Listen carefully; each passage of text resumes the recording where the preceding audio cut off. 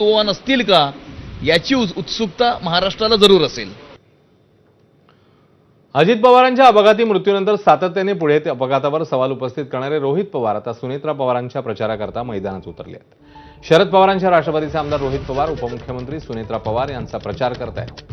रोहित पवारांनी काकीच्या प्रचारासाठी अजित पवारांच्या काटेवाडी गावातनं घोंगडी बैठकीच्या माध्यमातून प्रचाराला सुरुवात केली। यावेळी आमदार रोहित पवार यांचे वडील राजेंद्र पवार, बहीण सई पवार देखील उपस्थित होते।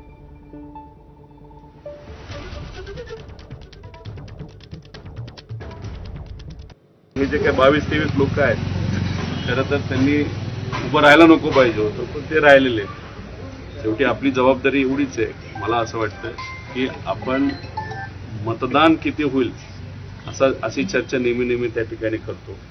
आपण असं एक टार्गेट घेतलं पाहिजे की आपल्या गावातून एक सुद्धा मत त्या 22-23 लोकांना होणार नाही याचं प्लॅनिंग करून जे कुठलं मतदान होईल त्यातलं 99% पेक्षा जास्त मतदान हे दादांकडे बघून आपल्या सुनेत्रा काकींना मतदान त्या ठिकाणी कसं होईल याचा प्रयत्न त्या रोहित दादा प्रचार करतायत ते वहिनींसाठी आणि दादांसाठीच करतायत।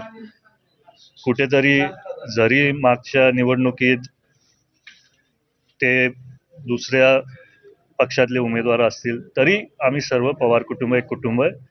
बारामतीकर सगळ्याच पवार कुटुंबाला कुटुंब मानतात म्हणून ते प्रचार करतायत, तर ते बरं वाटतं।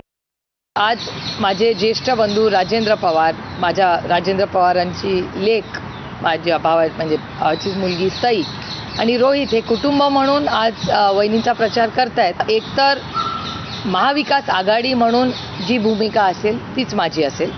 त्याच्यामुळे महाविकास आघाडीला जर त्यांनी आमंत्रण दिलं की तुम्ही प्रचाराला या तर जरूर प्रचाराला द्या। रोहितनी जो निर्णय घेतला तो भावना आहे, काकीसाठी त्याचं प्रेम आहे। यासोबत इकडे